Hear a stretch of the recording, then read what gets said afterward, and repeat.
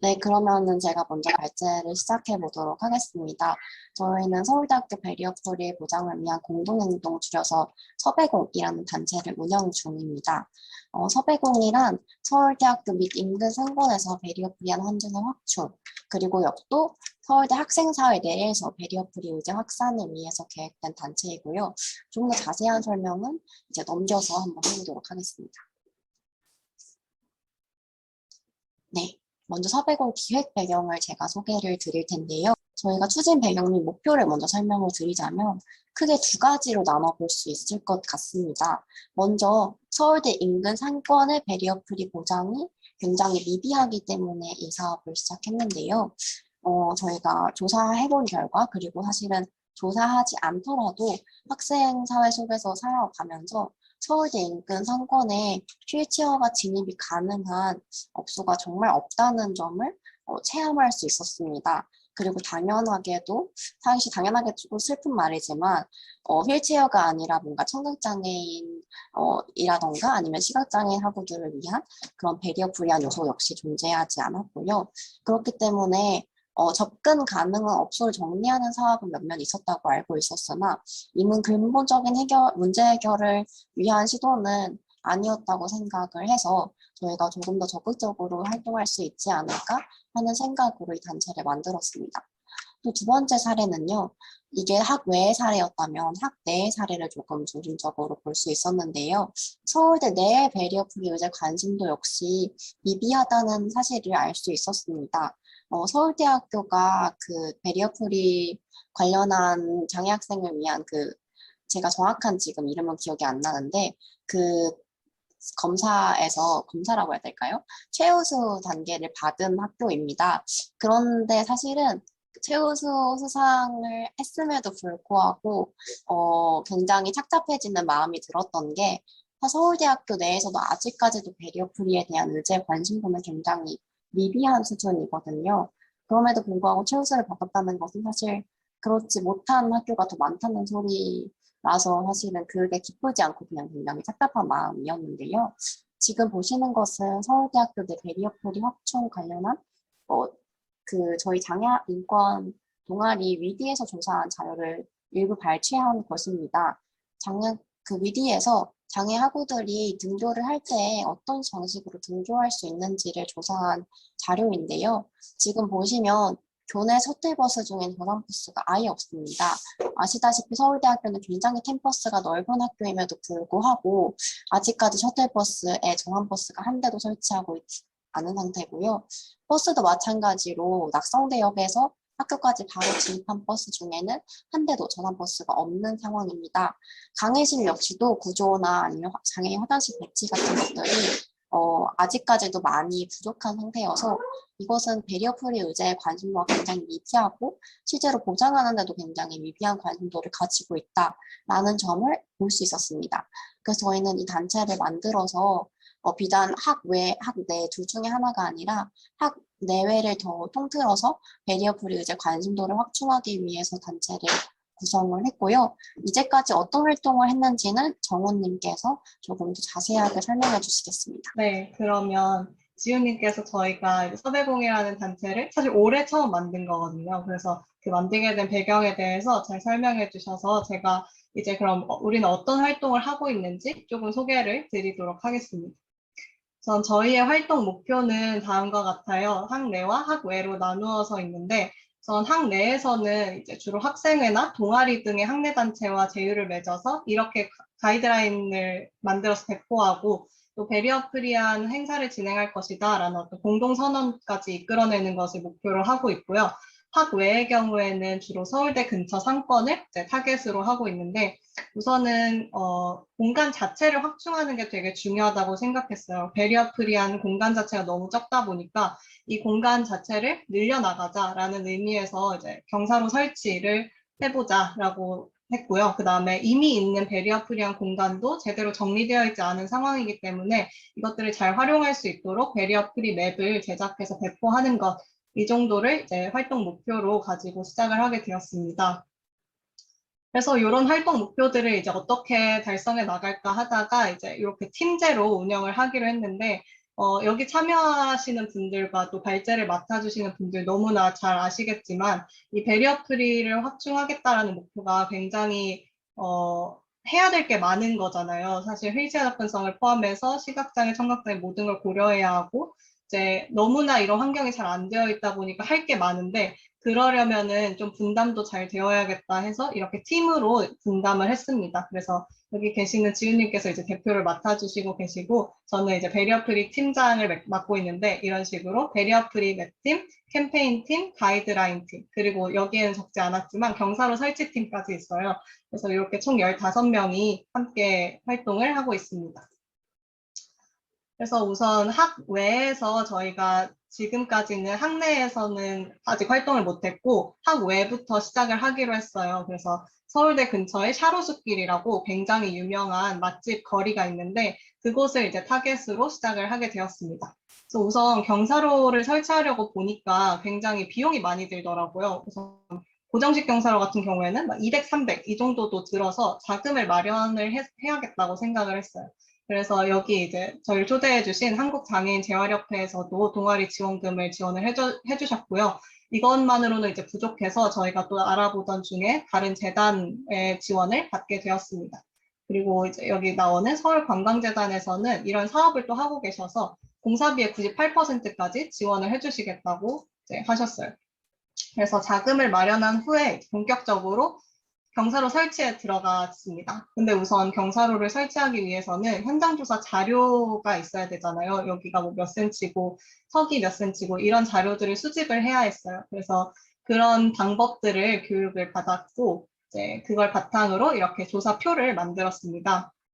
여기는 조사표는 아니고 이제 조사표에 참고했던 기준이었는데 뭐 0에서 턱이 0에서 3cm 정도까지는 수동 휠체어나 전동 휠체어가 스스로 올라갈 수 있다라는 정보도 얻을 수 있었고 뭐 턱의 높이뿐만 아니라 입구의 출입문이 자동문인지 뭐 0.8m 이상인지 이런 것들도 세세하게 고려할 필요가 있다는 것을 알게 되었어요. 그리고 경사로가 설치되어 있다고 해도 기울기에 따라서 이게 휠체어가 스스로 진입할 수 있는지 혹은 보조인이 필요한지 등등의 세부적인 기준까지 네, 알 수 있었습니다. 그래서 교육 자료를 바탕으로 조사표를 만들었고요. 이제 이걸 바탕으로 현장 조사를 시행을 했어요. 그래서 앞서 보여드렸듯이 이렇게 조사 범위, 여기 샤로숲길 이렇게 동그라미들 막 모여있는 데가 이제 맛집들이 모여있는 샤로숲길이고 그 주변으로 역 근처도 같이 조사를 했습니다. 그리고 이제 한 가지 그냥 추가적으로 말씀드리자면 저희가 베리어 프리를 목적으로 활동을 하는 단체이다 보니까 회의를 하는 과정도 베리어 프리하게 하려고 많이 노력을 하고 있습니다. 그래서 실시간 속기처럼 이렇게 구글 닥스를 이용해서 실시간 속기를 함께 회의와 진행을 하고 있습니다. 네, 그래서 이렇게 계획을 세웠고 역할 분담을 한 후에 실제로 현장 조사를 나가게 되었습니다. 여기 이렇게 사진에 보이다시피 줄자를 가지고 턱 높이와 문 길이 등등을 재면서 다녔고 업주분들께도 허락을 구하고 이런 과정들을 모두 거치면서 네, 그렇게 조사 자료를 모았습니다. 그래서 조사 결과를 말씀드려 보자면 서울대 근처 상권은 200곳에서 300곳 정도를 조사를 했는데 베리어 프리하다라고 판단할 수 있는 곳은 한 20곳 정도밖에 되지 않았어요. 심지어 이게 전체 가게는 더 2층이나 3층에 위치한 가게는 더 접근이 어렵다는 점을 고려했을 때 굉장히 베리어 프리하지 않은 환경이라는 것을 좀 실감을 했던 것 같아요. 그래서 이 조사 결과 베리어 프리한 가게와 그렇지 않은 가게 리스트를 확보를 했고 이거를 바탕으로 이제 맵 제작과 경사로 설치를 진행을 하려고 했습니다. 그래서 이제 경사로 설치를 하려면 사실 중요한 게 업주의 동의를 이끌어내는 거잖아요. 근데 그 과정이 정말 어려웠어요. 이제 요거는 저희가 업주분들께 나눠드렸던 팜플렛인데 이걸 나눠드리면서 설득을 진행을 했었습니다. 그런데 이제 생각보다 쉽지 않더라고요. 저희가 원래는 이제 공사비도 100% 거의 지원을 해드린다고 말씀을 했기 때문에 이제 업주분들께서는 신청서만 작성을 해주시면 되는 상황이었어요. 그래서 10군데를 목표로 했었는데 생각보다 쉽지 않아서 5군데밖에 신청을 받지 못했습니다. 그래서 그 이유가 뭘까를 생각해 보면 여러 가지가 있겠지만 저희는 다음과 같은 이유가 있을 거라고 생각을 했는데 우선 한 가지는 법적인 근거가 없기 때문이라고 생각을 했어요. 지금도 이제 경사로 설치 등의 법적인 규제가 있기는 하지만 이런 작은 사업장 같은 경우에는 그런 규제에 해당하지 않기 때문에 일단 의무적이지 않다라는 게 하나 큰 이유가 되겠고, 그 다음에는 업주분들의 무관심이 좀 컸던 것 같아요. 배리어 프리가 저희는 굉장히 중요하게 생각하고 필요하다고 생각하지만 업주분들의 입장에서는 이제 수입과 크게 관련이 없는 부분일 수도 있고 하다 보니 크게 관심을 기울여 주시지 않더라고요. 그래서 이런 부분에서 인식 개선이 굉장히 필요하다라는 것을 느꼈던 것 같고, 마지막으로는 뭐 저희의 협상 전략이 조금 미비했을 수 있겠다라는 생각이 들었습니다. 그래서 이런 부분들을 점차 개선을 해서 다시 한번 나중에 시도를 해볼 생각이 있습니다. 그래서 오늘 이렇게 또 재활협회에서 네트워킹 자리를 마련해 주셨잖아요. 그래서 혹시 관련해서 또 다른 경험이나 좋은 팁이 있으신 분들이 있다면 나중에 같이 연락하면서 이렇게 또 서로 배워가면 좋을 것 같아요. 네, 그렇게 해서 이렇게 경사로 설치는 목표의 한 2분의 1 정도를 달성을 한 채로 일단 마무리가 되었고, 이제 저희에게 남은 것은 배리어 프리 맵을 제작하는 일입니다. 그래서 얘는 지금 계속 진행을 하고 있고요. 처음에 현장 조사했던 자료를 바탕으로 그거를 체계적으로 정리하는 일이 남아 있어요. 그래서 이렇게 자료를 이제 수집하기 위해서 이전 현장 조사 때 수집하지 못했던 자료를 좀 더 꼼꼼히 이제 돌아다니면서 수집을 했습니다. 그래서 이렇게 점주분들께 이제 조금 더 친절하게 다가가기 위해서 저희가 이렇게 달달한 사탕과 이렇게 섭외공을 소개하는 문구도 마련을 해가지고 나누어 드리면서 조사 협조를 구했고, 문의 턱의 높이나 문의 길이 이런 것들을 더 꼼꼼하게 재면서 다녔어요. 그리고 실제로 휠체어를 이용해서 자료를 남기는 게 굉장히 중요했기 때문에 이렇게 휠체어를 빌려서 조사를 다녔습니다. 네, 그래서 이제 남은 것은 배리어 프리 맵을 직접 제작하고 배포를 하는 일인데요. 이것은 이제 인스타에서 예시 자료를 하나 가져온 건데, 광주 지역에 이제 써니라는 대학생 자원봉사단에서 이미 이런 배리어 프리 지도를 하나 만들었더라고요. 그래서 이런 예시를 참고해가지고 저희도 각 상점별로 사진과 그다음에 조사 자료했던 그 자료들을 바탕으로 좀 구체적인 맵을 만들어서 배포할 예정입니다. 그래서 얘는 8월 말까지는 최대한 배포를 하려고 하고, 배포된다면은 네, 관심을 많이 가져주셨으면 하는 바람이 있습니다. 그래서 다시 한번 돌이켜 보자면 학외에서는 지금 거의 사업이 마무리되어가는 상태이고 경사로 설치와 배리어 프리 맵 제작이 거의 완료되고 있어요. 그래서 저희가 앞으로 할 일은 학내에 조금 집중이 될 것 같은데, 학내에서 가이드라인, 배리어 프리한 행사를 위한 가이드라인을 만들고 이것들을 이제 배포하고 제휴도 맺고 선언도 하고 이럴 생각입니다. 가이드라인 관련해서는 지훈님이 뒤에서 조금 더 설명을 해주시는 것 같아서 네, 저희의 활동 상황은 여기까지 보고를 드리도록 할게요.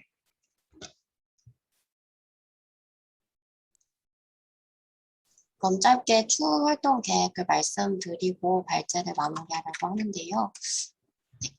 중장기 활동 목표를 말씀드리자면 정우님이 소개를 해주시기도 했지만 일단은 배리어 프리 맵 제작과 배포 그리고 이 홍보를 어떻게 할 것인지에 대해서 조금 더 전략적으로 접근을 할 생각이고요. 그리고 역시 학내에서의 일들도 굉장히 중요하기 때문에 의제 확대 캠페인 역시도 기획해서 진행을 할 생각입니다. 그리고 약간 섭외공 활동을 하면서 고민이 생겼던 게 많은 베리어 프리 식당들 그런 걸 조사를 할 때 가장 우선시 했던 것이 자연스럽게 경사로가 되었었어요. 그건 사실은 경사로가 베리어 프리 전부는 아니잖아요. 점자 메뉴판이라든지 아니면 아까 앞에 청년 행복 제안에서 소개되었던 AAC라든지 그런 것들도 보장이 되어 있어야 하기 때문에 이런 요소들도 확대해서 적용할 생각입니다. 그리고 가이드라인과 소배공 모델 확대에 대해서는 지속 가능성은 설명을 드릴 수 있을 것 같아서 뒤에서 좀 더 설명을 드리겠습니다. 네. 아까 정우님께서 베리어프리 가이드라인이라고 말씀을 하셨는데요. 저희 사실은 이런 베리어프리 보장을 위한 단체들이 굉장히 오래 활동하기 약간 어려운 그런 느낌도 받았었어요. 그래서 어떻게 하면 이러한 활동을 지속할 수 있을까라고 생각을 했는데요. 가이드라인이 그 중에 하나의 요소로 들어갈 수 있다고 생각을 했습니다.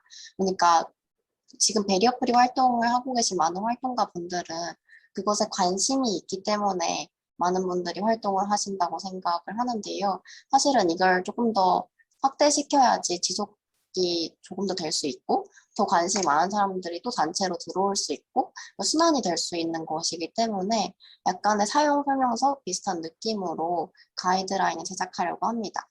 우리가 학생사회에서 회의를 하거나 행사를 하거나 혹은 그냥 친목을 할 때에 있어서 어떠한 것들을 지켜야 하는지, 그리고 그 지켜야 할 것들은 어떻게 지킬 수 있는지를 만드는 그런 설명서라고 보시면 될 것 같고요.